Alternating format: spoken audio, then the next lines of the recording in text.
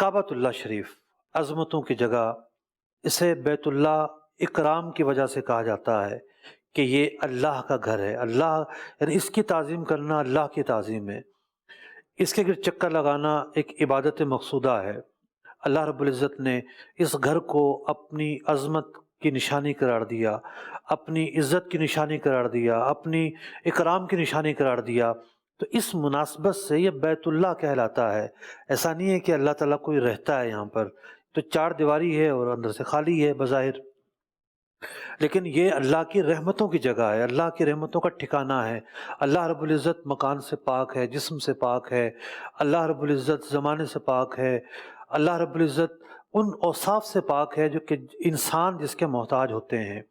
तो आते हैं खाना काबा की तरफ। तवाफ़ की जो इब्तिदा होती है वो रुकन अस्वद से होती है। ये जो कोना है इसे रुकन अस्वद कहते हैं। आगे बढ़ते हैं जी। ये हजर अस्वद है जनाब, इसी की वजह से ये कोना रुकन अस्वद कहलाया।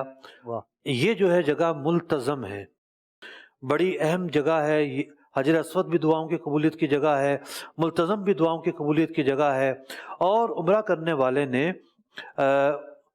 नमाज पढ़ने के बाद यहाँ आना होता है, यहाँ आकर चिमट जाना होता है। और चिमटने में इस बात का ख्याल करे कि खुशबू ना लगी हो यहाँ पर, तो वो यहाँ आकर चिमट जाएगा, इल्तिजा करेगा, अल्लाह की बारगाह से मांगेगा। इसीलिए इसे मुल्तज़म कहते हैं। अब चूँकि रश बहुत ज़्यादा होता है, चिमटने की जगह नहीं मिलती, तो इसकी मुहाज़ात के सामने आकर ही दुआ मांग लें कम अज़ कम। आगे बढ़ते हैं जी जनाब। ये बाबुल काबा कहलाता है। खाना काबा का दरवाज़ा बड़ा मशहूर है, सब इसको जानते हैं। आगे चलते हैं। अब जो कोनों के नाम हैं वो इलाकों की वजह से रखे हुए हैं। ये कोना जो है इराक़ की जानिब है, इसलिए इसे रुकने इराक़ी कहा गया। आगे चलते हैं। ये जो जगह है, कुछ हिस्सा कुरैश ने जब तामीर की तो उनके पास पैसे कम थे, काबे का कुछ हिस्सा छोड़ दिया। तो जो हिस्सा छोड़ दिया ये उसके गिर्द दीवार लगाकर खड़ी की हुई है कि ये वो छूटा हुआ हिस्सा है, ये भी काबे ही का हिस्सा है रिवायात के मुताबिक। तो इसका नाम है हतीम, इसे हतीम कहते हैं जी जनाब। और ये है जनाब मीज़ाब रहमत परनाला, अल्लाह अकबर। और इस परनाले का जो रुख है वो मदीना मुनव्वरा की तरह है। बारिश आती है तो पानी गिरता है और इससे बूंदें टपकती हैं, जो कि इसका रुख मदीना मुनव्वरा की तरफ है।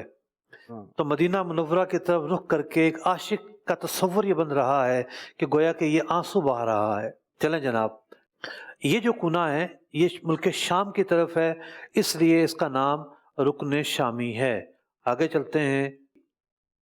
ये जो दीवार है इसे मुस्तजार कहते हैं, यहाँ के पनाह ली जाती थी। मुस्तजार का माना है पनाह लेने की जगह, तो इसका नाम मुस्तजार है जी जनाब। ये जो कोना है ये कवायद इब्राहिमी ही पर है, इसका नाम है रुकन यमानी। ये हजर अस्वद के बाद काबा शरीफ का सबसे अहम हिस्सा है। अहम हिस्सा इस माना में भी है कि प्यारे आका अलैहिस्सलाम तवाफ़ करते हुए जब यहाँ से आप गुज़रते तो हाथ लगाकर इसका बोसा लेते, मतलब मुँह से बोसा नहीं लेते थे, हाथ लगाकर इसका इस्तिलाम फरमाते। तो अगर किसी हाजी को हाथ लगाने का मौका मिलता है तो इसका इस्तिलाम करेगा। इसके लिए इशारा नहीं है, इसके लिए तकबील नहीं है, चूमना नहीं है। हजर अस्वद के लिए तो मुतबादिल था कि जनाब हाथ लगाने का मौका नहीं मिला तो इशारे से इस्तिलाम करेगा।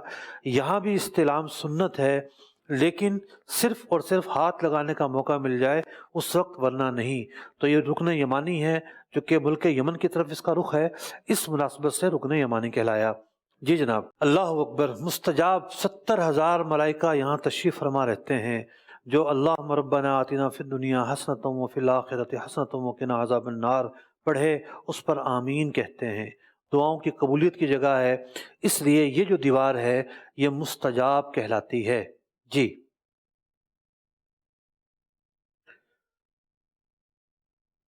ये जो जगह है ये है वो मुबारक पत्थर हज़रत इब्राहीम अलैहिस्सलाम जिस पर खड़े होकर खाना काबा की तामीर करते थे, क्योंकि दीवारें जब ऊंची हो गई तो ऊपर कैसे जाएं। पत्थर एक लिफ्ट बन जाता था, वो ऊपर लेकर जाता था, नीचे लेकर आता था। इस पत्थर पर आपके मुबारक कदमों के निशान جم گئے، آپ کے جو مبارک قدموں کے نشان جم گئے، تو یہ آپ کے مبارک قدموں کے نشان والا پتھر آج خانہ کعبہ کے سامنے رکھا ہوا ہے۔ قرآن نے اس کا تذکرہ کیا ہے، وَاتَّخِذُوا مِن مَقَامِ إِبْرَاهِيمَ مُصَلًّى، اس جگہ نماز کی جگہ بناؤ۔ طواف کرنے کے بعد اس کے قریب آ کر طواف کرنے والا جو ہے وہ نفل ادا کرے، جو کہ واجب ہوتے ہیں طواف کے بعد، یہ اس کی ایک اہمیت ہے۔ تو یہ تبرک کی بہت بڑی دلیل ہے کہ اللہ کے نبی کے مبارک قدم چھپے ہوئے ہوں جہاں پر، اس کی اتنی اہمیت ہے پتھر کی کہ اسے خانہ کعبہ کے سامنے رکھا ہوا ہے۔ تو ایک روایت میں یہ آتا ہے کہ قیامت جب قائم ہوگی تو مقام ابراہیم اور حجر اسود دونوں اٹھائے جائیں گے اور جنت میں داخل ہوں گے۔